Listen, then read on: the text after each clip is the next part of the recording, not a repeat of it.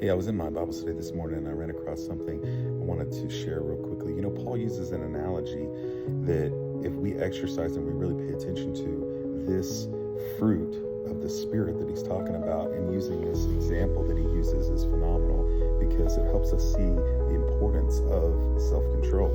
When he uses this in 1 Corinthians chapter 9, he says, "Do you not know that those who run in a race all run, but one receives the prize? Run in such a way that you may win." They'll go down to verse 25, "And everyone who competes in the games exercise self-control in all things. And they do it to receive a perishable wreath, but we an imperishable." How much more should we be exercising self-control in all things? Because the prize that they're getting is temporary. We're getting an eternal prize. We're getting an eternal reward, an eternal being with the Lord. And let me tell you something, we need to run our race with intention, with purpose. And even in the natural, think about in football, wrestling, and these sports that I've done with my boys, we're training, we're getting the right diet, we're getting the right mindset, the right training. All these things, conditioning, all these things that you got to do and over and over and over again to train yourself, to train your body. And it's self-control. It's denying what you want to do and doing what you got to do, what you need to do to get yourself to where it needs to be to compete and compete at a high level.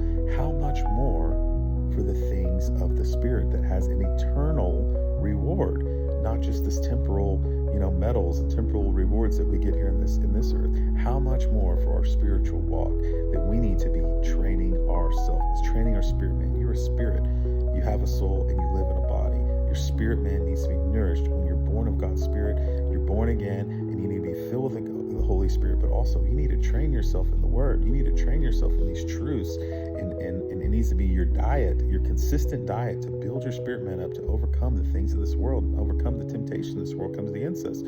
Because let me tell you something, you need to compete as one to obtain the prize at the end, to be there at the end, to win and live this life and separate oneself from the things of this world. One other thing that Paul writes, he says, the pure religion is this. And most people stop and they don't go through this whole verse. It says, it's what? Pure religion is this, to take care of the widows and the orphans, the widows that are in their affliction and the orphans, and then everybody kind of stops there.